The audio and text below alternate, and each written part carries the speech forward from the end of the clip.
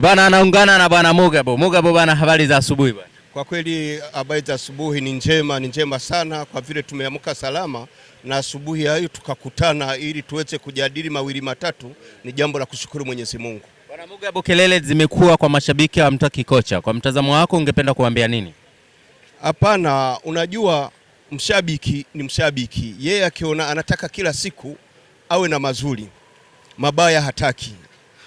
Hataki kujifunza mabaya yametokana na nini. Hawamtaki kocha, au sio bana? Ana makosa gani kocha?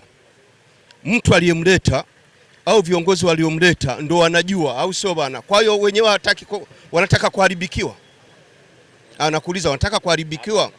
Kwa hiyo waulize bana, kwa nini imekuwa hivi, au sio bana? Engineer au viongozi wote waliomleta ule kocha ndo wanajua bana, hapa kocha anatufaa, hatufai, kwa sababu kwenye gharama kila kitu wenyewe ndo wanajua, au sio bana? Kwa hiyo ndo wanajua yule mchezo wa draw imekuwaje, timu ina move au haimove. Kwa hiyo kama haiwezi ile timu wenyewe ndo wanajua iwe vipi, lakini mshabiki ni makelele tu, hana msaada wowote ule. Lakini bwana Mugabo, ulisema hapo awali kwamba umoja wenu ni pamoja na mashabiki kuwa karibu na viongozi. Huenda hizi kelele zinazosikika katika viunga vya Jangwani kwamba hamtaki kocha si miongoni mwa watu ambao mmewashirikisha na kuwapa kipaumbele zaidi? Nilikwambia mshabiki na mwanachama ni mtu wa 12. Lakini sio uende mitaani unapiga kelele hatumtaki kocha, hatumtaki kocha. Taja na sababu kwa nini humtaki, kwa matokeo mabaya au kafanya nini, au sio bana? Nilikwambia mshabiki au mwanachama ni mtu wa 12.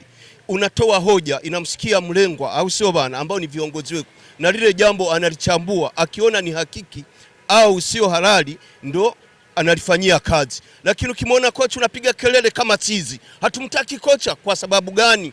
Toa maelezo, hatumtaki kocha kwa sababu hii na hii, halafu namfikisha hata mlengwa. Kama nao navyoongea hapa kwa mwandishi wa habari, yule aliyemleta kocha angalie timu iko vipi. Kama haiwezi atuachie timu, lakini kama anaiweza wanampa muda, wampe muda tuangalie.